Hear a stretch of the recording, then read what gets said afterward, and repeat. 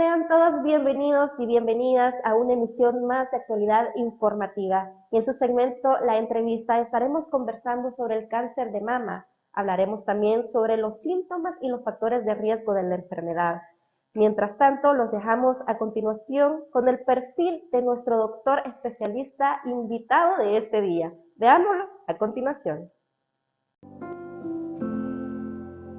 En nuestro espacio informativo tendremos la participación del médico especialista en cáncer de mama, David Mauricio Larín. Buen día a todos, les saluda el doctor David Mauricio Larín, ginecólogo-oncólogo. Graduado de la Universidad de El Salvador, con posgrados en ginecología, obstetricia y oncología del Instituto Salvadoreño del Seguro Social. Además, cuenta con posgrado en videolaparoscopía avanzada del Hospital Clínic de Barcelona. Un posgrado también en técnica de gangliocentinela en el Hospital FUCAN, México. Desde el año 2011, presta sus servicios de ginecólogo-oncólogo en el Hospital Centro Ginecológico ubicado en San Salvador. Con más de 10 años de experiencia, le damos la bienvenida al doctor David Larín al espacio de entrevista de actualidad informativa.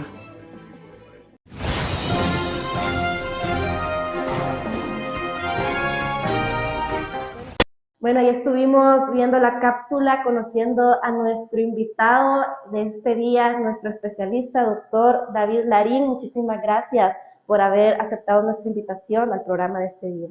Muchas gracias por la invitación. Siempre es importante hablar sobre temas médicos, ¿verdad?, de importancia para la población salvadoreña, y es un gusto, pues, poder ayudar a la concientización del cáncer de mama. Doctora, sí, es muy importante tener estos espacios para poder darle a conocer a toda la audiencia sobre la importancia de saber qué es el cáncer de mama. Bueno, cáncer de mama es la patología de la mujer más frecuente, y el origen es directamente relacionado con el tejido mamario, ¿verdad? Ahí hay conductillos y hay lobulillos. Estas son las células que originan todo este evento. Para todo tipo de cáncer se necesitan unas mutaciones celulares, por lo menos 3. No es que el cáncer va a aparecer de inmediato. Se necesitan 3 mutaciones para poder determinar que una célula se vuelve autónoma. Esa autonomía le confiere al cáncer que empiece a crecer desorbitadamente y no haya control. Ahí donde aparecen los tumores específicos en el tejido mamario.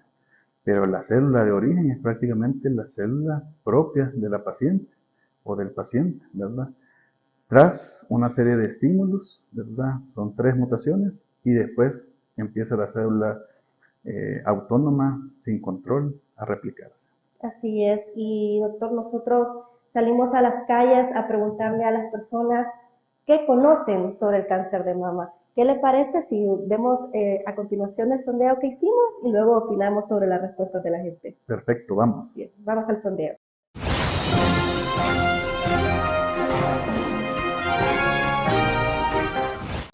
Me encuentro en las afueras de un centro comercial para saber lo que la población conoce sobre el cáncer de mama. Bueno, lo poco que yo sé sobre el cáncer de mama es que es una de las enfermedades que afecta mayormente a las mujeres, bueno, afecta a las mujeres y es una de las principales causas de muerte de mujeres. Si esta no se logra descubrir a tiempo, puede llegar hasta la muerte y de hecho, para poder descubrirlo uno tiene que estar en constante tratamiento, tiene que ir a chequeos y con la más mínima uno se chequea y con el más mínimo descubrimiento que uno haga, tiene que ir a pasar consulta para poder detectarla y poder combatirla. Bueno, para empezar, es una patología, cuando hablamos de cáncer, es terminal, ¿verdad? Que me lleva pues, directamente ya, las células tienden a tomar ya otro desvío, ya son células muertas, ¿verdad? Que se dominan ya como un fibroma, un fibrociste ya firmado directamente en la mama, ¿verdad? ¿Qué me lo provoca? En primer lugar, el desorden que tenemos en la sociedad, lo que ingerimos, nuestros alimentos, que ahora todo lo que comemos lleva una hormona inyectable ¿verdad? Todo eso me está provocando prácticamente una formación, ¿verdad? Y eso pues sabemos que lo maneja completamente la mujer. Pues lo que sé que es algo bien grave, porque si no se lo tratan a tiempo, puede perder su mama, digamos, y pues posiblemente se le haya pasado a otras partes del cuerpo, ¿verdad? Es que hay que tener mucho cuidado con eso, porque si nos sentimos algo pues extraño en nuestras mamas, hay que consultarlo. Yo sé que el cáncer de mama es exclusivo de la mujer, pero me comentan que también en un determinado momento se les da a los hombres. Y yo no lo sabía, ¿verdad? Entonces, pero sí es una enfermedad que en un determinado momento le puede causar la muerte. Lo poco que sé es de que se tiene que hacer como 2 veces en el año el examen y pues salen unas pelotitas y eso, que o sea, al bañarse uno siempre se tiene que estar masajeando para ver si se pueden prevenir, o sea, a que se haga más grave con el tacto de las pelotitas. Es lo único que sé. Luego de conocer la opinión de los ciudadanos, regresamos al estudio para conocer más del cáncer de mama.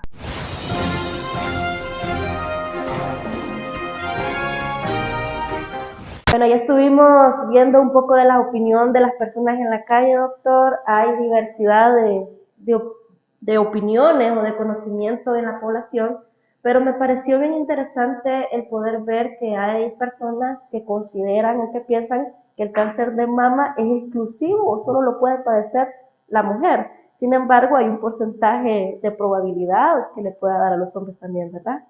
Claro, lógicamente el tejido desarrollado es en la mujer, pero el hombre también tiene esbozos de este tejido que hablábamos, donde se origina el cáncer. Si bien es cierto, es mucho menos frecuente, ¿verdad? Uno cada 100.000, ¿verdad? Hombres, tendría que haber un componente de índole genético para poder, pues, determinar, ¿verdad?, el riesgo de esta persona. Existen, y lastimosamente, como el tejido mamario es un poco menor, ¿verdad?, las posibilidades de diagnóstico se vuelven un poquito más urgentes porque no hay mucho tejido y por ende pues se descubren en etapas más localmente avanzadas en el hombre que en la mujer. Pero sí existe una probabilidad Claro, que le pueda dar a los hombres. Muy bien, doctor. Y también hablando un poco de la incidencia de la enfermedad en el país y también a nivel mundial, se estima que 1 de cada 8 mujeres en el mundo va a padecer de esta enfermedad, ¿verdad? ¿Por qué es tan importante que la gente conozca y sepa de la importancia de poder prevenir y también hacer un diagnóstico temprano del cáncer de mama? Es importante porque es la primera enfermedad de incidencia a nivel mundial y a nivel de nuestro país. Segundo, porque, así como tú lo mencionas, se puede diagnosticar de una forma temprana y por ende cambiar esas estadísticas de mortalidad que ahorita pues tenemos, ¿verdad? Mientras más temprano se detecte, mucho mejor será, uno, la sobrevida y mucho menos mutilante los tratamientos que se pueden elegir en el paciente, ¿verdad? Entonces, definitivamente es una enfermedad que podemos controlar, ¿verdad? Es una enfermedad que se puede diagnosticar temprano si las mujeres entran en un proceso de tamizaje o si aquella paciente que tenga factores de riesgo, pues tamizarla mucho antes de los estándares que andan por los 40 años. Entonces sí se puede, ¿verdad?, combatir esta enfermedad, sí se puede salir victorioso de esta enfermedad y por ende, pues todos los esfuerzos deberían de ser para un diagnóstico temprano y certero. Así es, las probabilidades de supervivencia son muy altas si se diagnostica en las primeras 2 etapas del cáncer. Estamos hablando de posibilidades del 96, 98% que esta paciente esté viva a los 5 años. O sea, estamos hablando que de 100 pacientes diagnosticadas en etapas tempranas, 96 o 98 van a estar vivos. O sea, es bastante la posibilidad de sobrevida de la enfermedad. Muy bien, está muy interesante el tema. Nosotros vamos a ir a un corte y al regresar estaremos conversando sobre los síntomas, doctor, y también sobre los factores de riesgo del cáncer de mama. Nos vamos a un corte, no se despeguen, ya regresamos.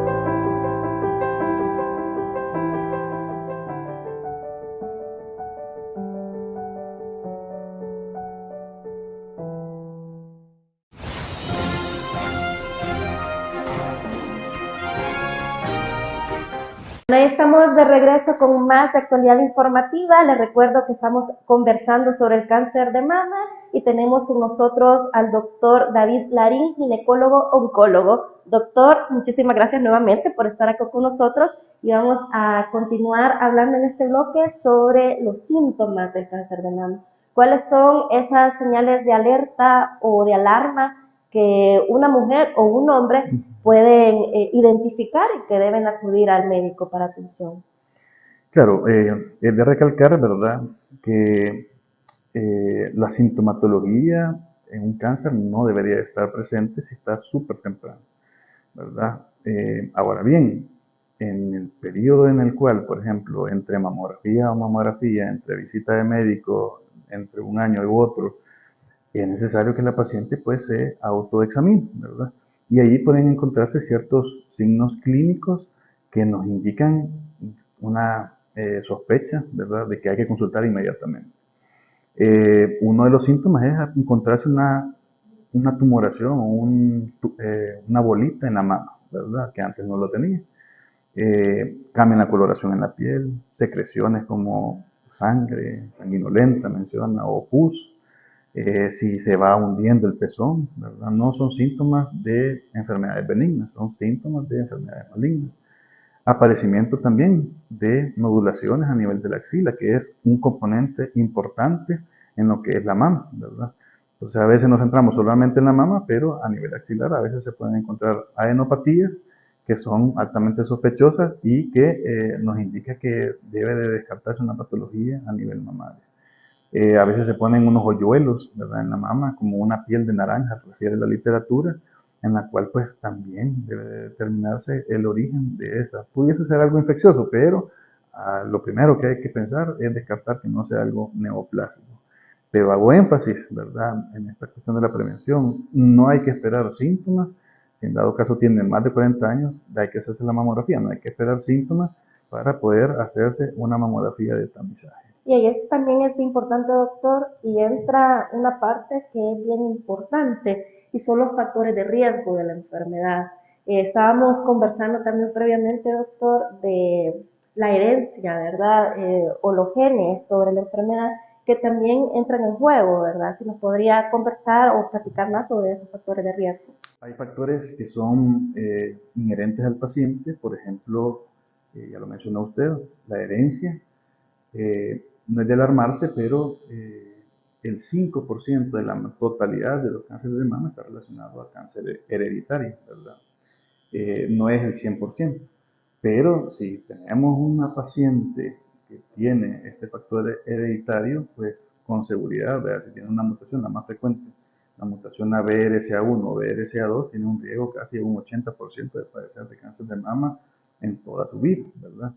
O también asociado a cáncer ovárico también. Entonces, si hay posibilidad, por ejemplo, si en la familia hay un antecedente, claro, que la mamá padeció de cáncer de mama, que las tías padecieron de cáncer de mama, o hay un antecedente de cáncer ovárico, pues hay que pensar, ¿verdad?, que esta paciente necesita un tamizaje desde el punto de vista genético, o inclusive, si saliese positivo, una asesoría genética, ¿verdad?, para que ella pueda tomar las mejores decisiones con respecto al tratamiento, ya sea profiláctico o ya desde el punto de vista ya terapéutico. Hay otros factores inherentes, por ejemplo, el sexo, ya lo hablamos, ¿verdad? El sexo femenino tiene más riesgo que el sexo masculino. La edad, ¿verdad?, es algo que no se puede determinar. Simplemente las pacientes que ya sobrepasan los 40 años son las que están más en factor de riesgo de esta índole. La ventana estrogénica es algo que también no puede controlar el paciente, es un riesgo inherente. Desde que se da la primera menstruación hasta que tiene su última menstruación, que se llama menopausia, ese periodo hoy se está dando mucho más frecuente, más temprano a edad, ¿verdad? 9 años, 8 años. Antes las pacientes estaban teniendo su primera menstruación a los 13 años. Entonces, ¿qué significa eso? Que están desarrollando más temprano y probablemente van a tener su último periodo menstrual a eso de los 50 años. Entonces, esa ventana que se da de estimulación hormonal de la mama en todo ese periodo es importante, ¿verdad? Es otro factor inherente al paciente que no lo puede por sí sola, ¿verdad?, eliminar. Hay que ver, ¿verdad?, el factor de riesgo de esa índole. Y hay factores que no están relacionados inherentemente, pero sí podemos modificar. Uno de ellos es la obesidad. Hoy estamos viendo una cantidad mayor de pacientitas jóvenes, adolescentes con sobrepeso, ¿verdad? Nos obligó la pandemia a estar sin actividad física y tenemos unos índices de obesidad nunca antes vistos antes de la pandemia, y por ende estas pacientes que ahorita están jóvenes probablemente sean las pacientes que van a debutar con cáncer de mama posteriormente, ¿verdad? Entonces hay que hacer esa conciencia. Debemos de tener un índice de masa corporal adecuado a nuestra conceptura física, a nuestra talla, ¿verdad? Para que tengamos, para que tenga la paciente menos riesgo de padecer de cáncer de mama. Muy interesante conocer, doctor, sobre los factores de riesgo, y vamos a ir a continuación, vamos a enviar a un reportaje que la producción ha preparado, así que los dejaremos viendo el reportaje, el cáncer de mama, la importancia de la detección temprana. Veamos.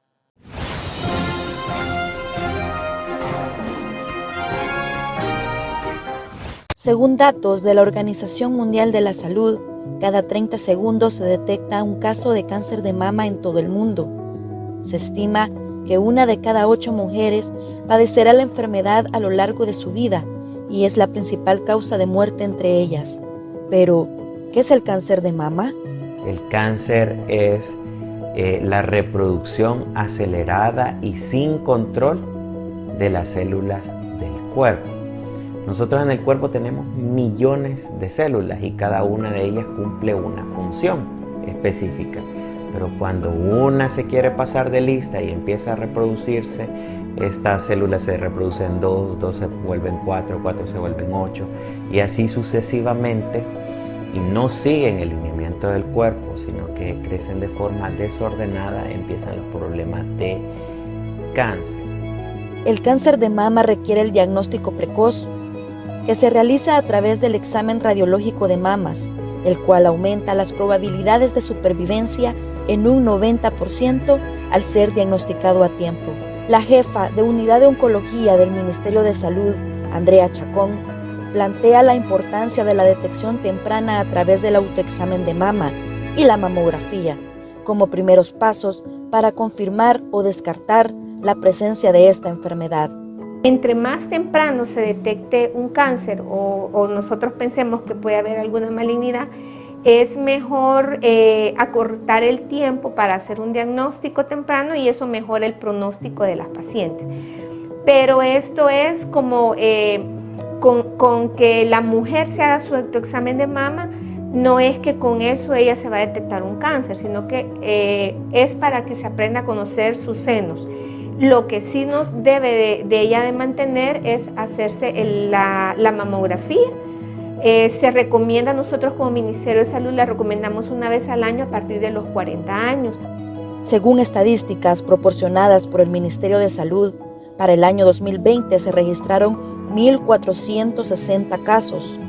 En el año 2021 se diagnosticaron 2.223, es decir, 763 nuevos casos. Las cifras significan un desafío para el sistema de salud público de nuestro país.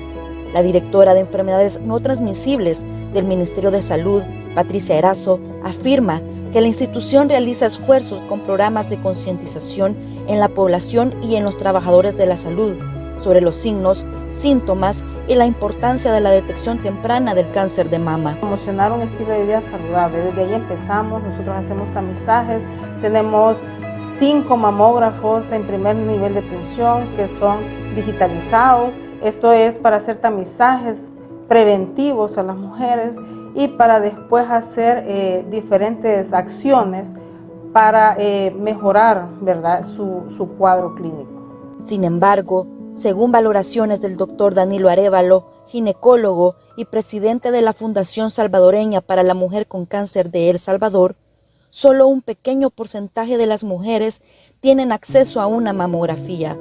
Esto debido a que actualmente el Ministerio de Salud cuenta solo con 5 mamógrafos a nivel nacional.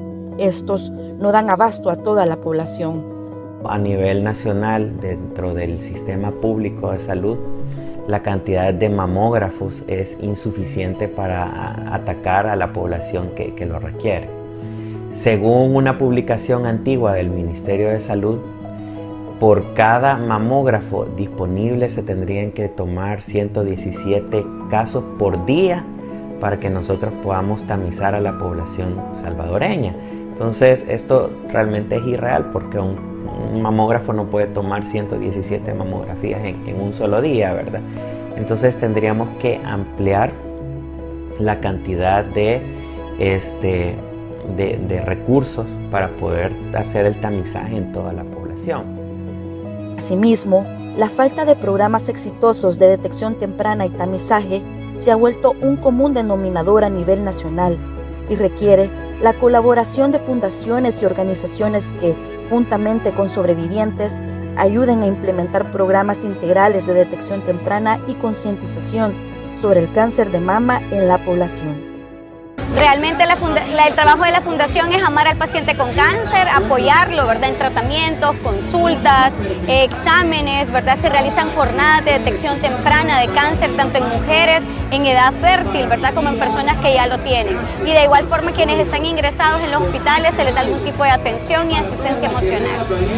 Este tipo de colaboración y acción por parte de la sociedad en su conjunto es necesario para promover cambios en el sistema de salud que resulten en una mejora en el marco normativo para la planificación, desarrollo y ejecución de políticas favorables para la detección temprana del cáncer de mama en El Salvador.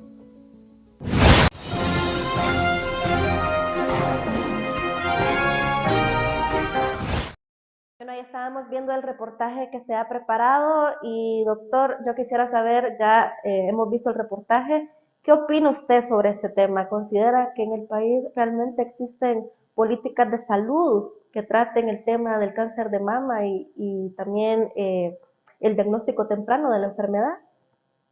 Bueno, en el país hemos avanzado bastante, ¿verdad?, con respecto a concientización.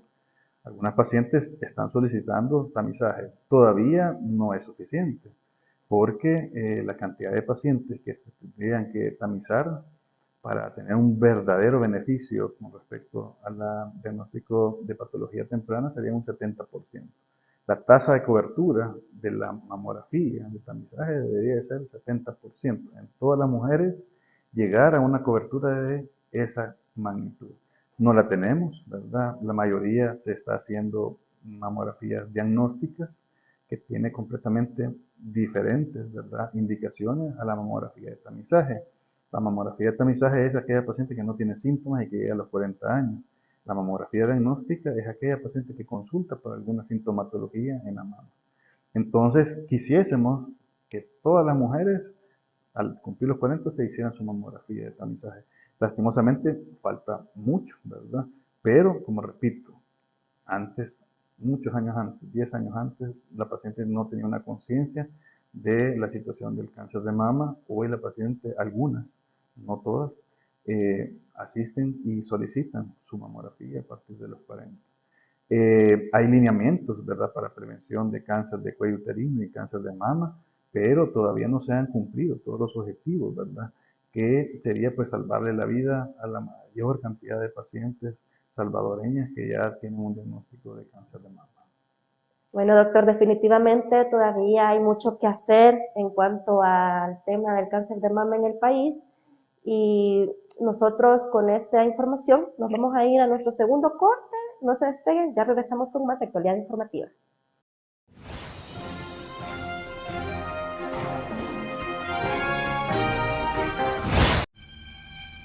Tengo miedo, así que no trates de convencerme de que yo puedo con esto. Porque si te das cuenta, esta enfermedad es la más peligrosa de todas. Incluso cuando sé que puedo detectarlo, me asusta la idea de encontrar algo y no saber qué es. Por favor, no me vengas con que lo importante es llevarlo con calma, porque no puedo hacerlo. Jamás me escucharás decir que esto es algo fácil para mí.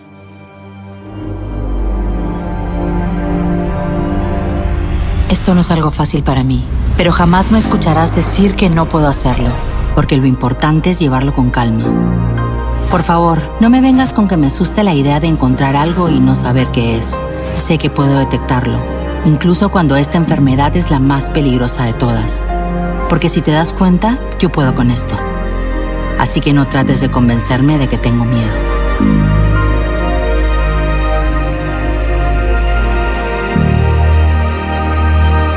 El cáncer es 95% curable si es detectado a tiempo.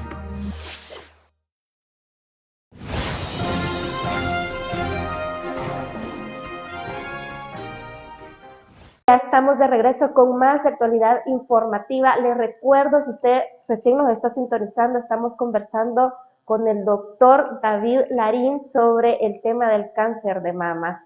Y también para poder seguir hablando de este tema, nosotros hemos salido a las calles para poder preguntarle a la gente qué consultas o qué dudas tienen, doctor, para poder realizárselas a usted en el programa. Así que, ¿qué le parece si vamos a continuación a la siguiente cápsula para conocer las preguntas de la población en las calles? Veamos.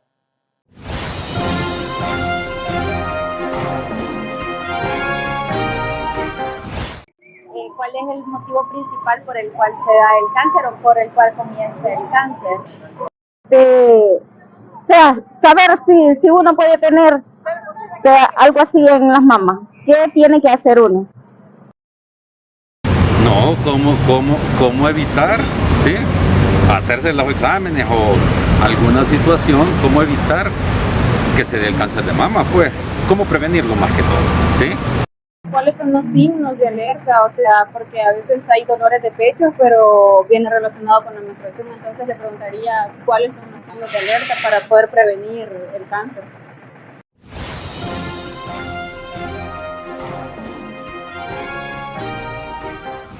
Bueno, ya estuvimos conociendo las preguntas de toda la audiencia en las calles y es bien interesante, doctor, el saber que todavía hay muchas personas que tienen, uno de los obstáculos es el miedo.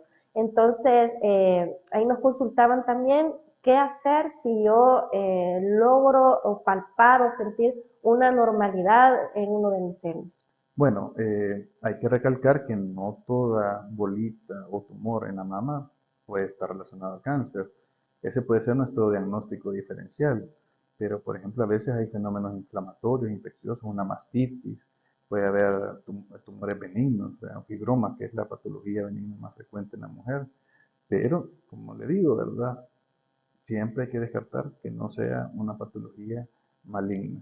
Si esta paciente llegase a presentar o sentir ese tumor o ese bulto en la mama, lo más aconsejable es o que consulte con su ginecólogo o si tiene un mastólogo de cabecera o que consulte con el médico que tenga a disposición en ese momento para esclarecer, ¿verdad?, si ese tumor tiene relación o no con una patología maligna. Es bien importante lo que usted menciona, doctor, también de superar y romper ese miedo y, bueno, consultar. Si uno siente cualquier anormalidad en una de sus mamas, pues lo mejor y lo ideal es acudir al médico. También otra de las consultas que estábamos observando de las personas en las calles es sobre el tratamiento, doctor. ¿Cuál es el tratamiento, usted como especialista ginecólogo-oncólogo, que se le realiza a una mujer con un diagnóstico positivo de cáncer de mama? Bueno, es muy importante, ¿verdad?, saber los 5 pilares terapéuticos del cáncer de mama.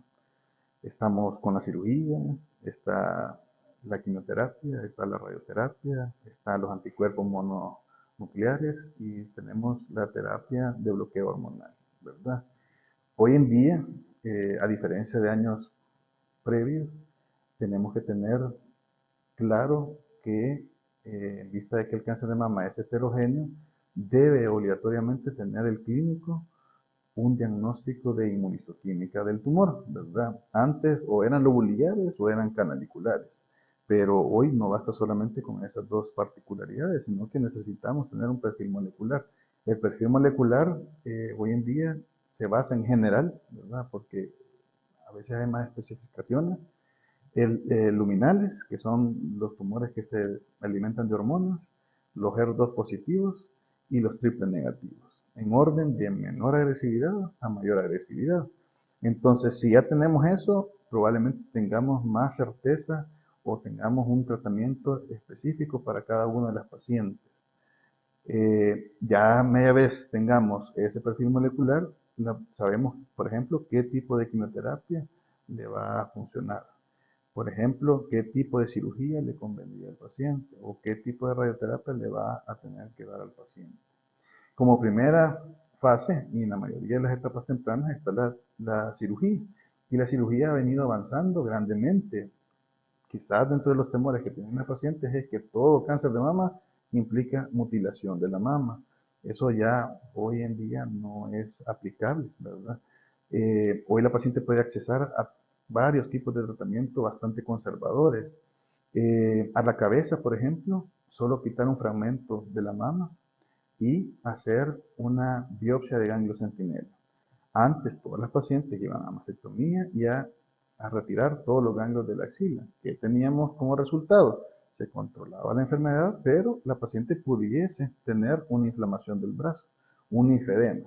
Este linfedema limitaba pues la calidad de vida del paciente y por ende pues no eran productivas las pacientes, ¿verdad?